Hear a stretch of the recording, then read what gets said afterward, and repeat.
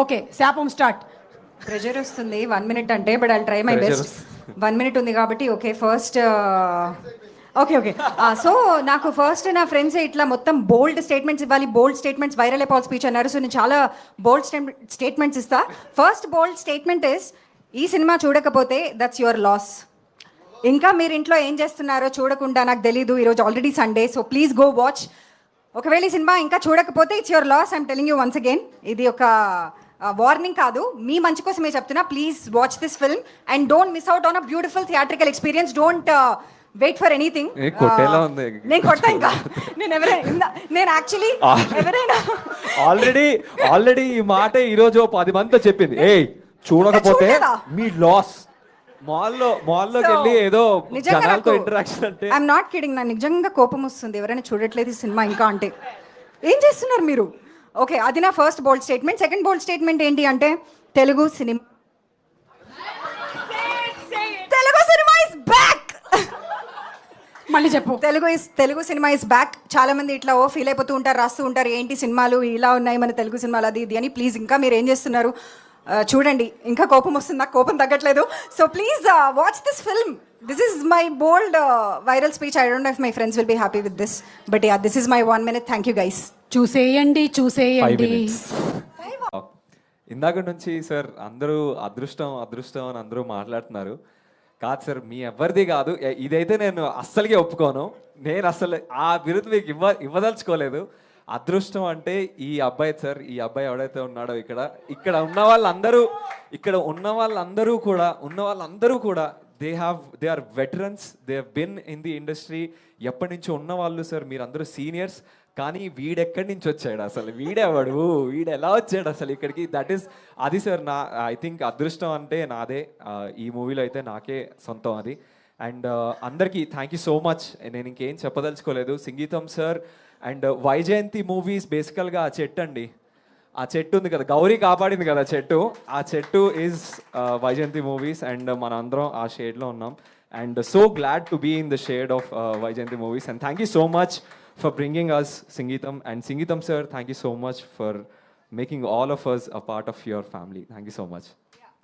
Sorry, నేను ఎవరికి thank you చెప్పలేదు. స్క్రీన్ షాట్ తీసి ఇన్స్టాగ్రామ్ స్టోరీలో పెట్టు. ఓకే.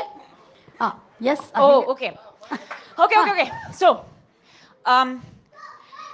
ఇలాంటి సినిమాలు ఎక్కువ రావు. That is 100% true. And in fact, it's not just that it doesn't come often. It is a once in a lifetime opportunity, this movie, to watch it, to experience it, to then be part of it. And it is a never before seen and never again. And I truly believe that this is a once in a lifetime project. And the opportunity to be in it as young actors who are so green. And we are so grateful to the people who have paved the way. So thank you, all of you, for making this. Okay.